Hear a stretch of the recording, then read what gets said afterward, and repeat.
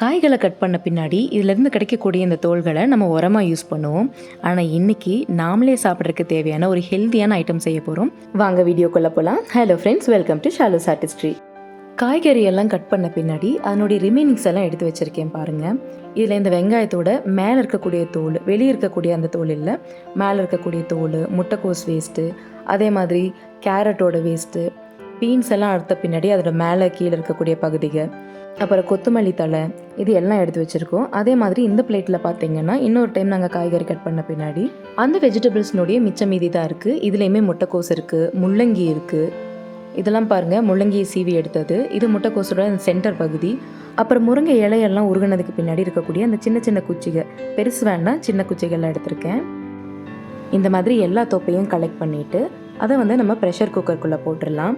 இது எல்லாமே பார்த்திங்கன்னா சாப்பிடக்கூடிய ஐட்டம் தான். இந்த வெங்காயத்தோட தோல், பூண்டோட தோல், இஞ்சியோட தோல் அதுக்கு மட்டும் எடுக்க வேண்டாம். இப்போ இதுக்குள்ளே நம்ம போட்டிருக்கிற இந்த காய்கறியோட தோலெல்லாம் நிறையிற அளவுக்கு தண்ணி ஊற்றிக்கலாம். நீங்கள் எவ்வளோ போடுறீங்களோ அது நிறையிற அளவுக்கு தண்ணி ஊற்றினா போதுமானது. இந்த குக்கரை இப்போ மூடி வச்சு ஒரு 10 விசில் எடுத்துக்கலாம். உங்களுக்கு வேணும்னா விசில் கம்மியாக கூட வச்சுக்கலாம். குக்கரில் வைக்கிறதுக்கு உங்களுக்கு விருப்பம் இல்லைன்னா இந்த மாதிரி ஒரு வாணலிலையும் வைக்கலாம். இந்த தூள்கள் எல்லாம் போட்டுட்டு கொஞ்சம் அதிகமாகவே இதில் தண்ணி வச்சு இதை அடுப்பில் ஹை ஃப்ளேமில் வச்சு நல்லா கொதி விடுங்க. கொதி வந்த பின்னாடி லோ ஃப்ளேம் பண்ணிவிட்டு 30லேருந்து 45 நிமிஷம் வரைக்குமே அது லோ ஃப்ளேம்லேயே நல்லா ரெடியூஸ் ஆகட்டும். தண்ணியோட அளவும் குறையணும், அதே நேரத்தில் அதுக்குள்ளே இருக்கிற எல்லா நியூட்ரிஷன்ஸும் அந்த தண்ணியில் இறங்கணும். இப்போ இதில் விசிலெல்லாம் இது ஆறியே கொஞ்சம் மணி நேரம் ஆயிடுச்சு. அதனால் நல்லா கூல் டவுன் ஆகிடுச்சு.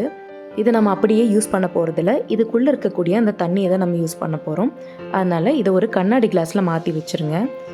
இதை டேரெக்டாக ஊற்றினோம்னாவோ டேரெக்டாக ஃபில்ட்ரு பண்ணி அந்த பாட்டிலில் நிறைக்கிறது கஷ்டம். அதனால் வேறு ஒரு பாத்திரத்தில் ஃபில்ட்ரு பண்ணிடலாம். கைப்படாமல் இதை நம்ம கிளாஸ் ஜாரில் மாற்றி வச்சுட்டு இது ஃப்ரிட்ஜுக்குள்ளே வச்சு 1 வாரம் வரைக்கும் யூஸ் பண்ணுங்கள். சில பேர் இதை 2 வாரம் வரைக்கும் 3 வாரம் வரைக்கும் கூட யூஸ் பண்ணுவாங்க. ப்ரிஃபரபிளி எதுவுமே நம்ம ஃப்ரெஷ்ஷாக செஞ்சு யூஸ் பண்ணுறது பெட்டர். அதனால் இதை எடுத்து அப்படியே ஒரு வாரம் வரைக்கும் யூஸ் பண்ணுங்கள். நம்ம செஞ்சுருக்கிற இந்த வெஜிடபிள் ஸ்டாக் லிக்விட் ஃபார்மில் இருக்குது, தண்ணியாக செஞ்சு ஸ்டோர் பண்ணுறோம். ஒரு சில பேர் இதை சாலிடாகவும் செய்வாங்க. நம்ம இதில் தண்ணி ஜாஸ்தியாக ஊற்றிருக்கோம். அதை பண்ணாமல் தண்ணியை கம்மியாக வச்சு இதை நல்லா வேக வச்சு நல்லா கிரைண்ட் பண்ணி அதை க்யூபாக போட்டு ஃப்ரிட்ஜில் ஸ்டோர் பண்ணி வச்சுருவாங்க. அந்த க்யூப்ஸை அப்பப்போ தேவைப்படும் போது எடுத்து யூஸ் பண்ணுவாங்க. இப்போ சூப்பெல்லாம் செய்யும்போது சூப்பில் நம்ம தண்ணி ஊற்றுவோம். அந்த தண்ணிக்கு பதிலாக இந்த லிக்விட் சூப் ஸ்டாக்கை நம்ம யூஸ் பண்ணுவோம். அதே மாதிரி நம்ம சாலிடாக செஞ்சால் கூட அதையும் நம்ம உள்ளே போடுவோம். இந்த வெஜ் ஸ்டாக்கை யூஸ் பண்ணி நம்ம சூப் செய்யலாம், கிரேவி செய்யலாம். அதே மாதிரி இந்த பாஸ்தா, நூடுல்ஸ், மேகி இதெல்லாம் செய்யும்போது கொஞ்சம் டேஸ்ட்டை என்ஹான்ஸ் பண்ணுறதுக்காக வெஜ் ஸ்டாக்கு இல்லைன்னா சிக்கன் ஸ்டாக்குன்னு சொல்லிட்டு வெளியே வாங்கி அதை யூஸ் பண்ணுவாங்க. நம்ம இதை வீட்லேயே செஞ்சு ஹெல்த்தியாக யூஸ் பண்ணிக்கலாம். அதே மாதிரி இந்த கரையாகக்கூடிய காய்கறிகள், வாழைப்பூ, வாழைத்தண்டு, வாழைக்காய், கத்திரிக்காய், உருளைக்கிழங்கு, அப்புறம் வெண்டைக்காய் ரொம்ப கொழன்னு இருக்கும், ஸ்லைமியாக இருக்கும். இந்த காய்கறிகளோட வேஸ்ட்டை நான் வெஜிடபிள் ஸ்டாக்குக்கு யூஸ்வலாக யூஸ் பண்ண மாட்டேன். இனிமேல் நீங்கள் இந்த மாதிரி வேஸ்ட்டான தோல்களெல்லாம் வீசாமல் இதை யூஸ் பண்ணி ஹெல்த்தியான ஸ்டாக் செஞ்சுக்கோங்க.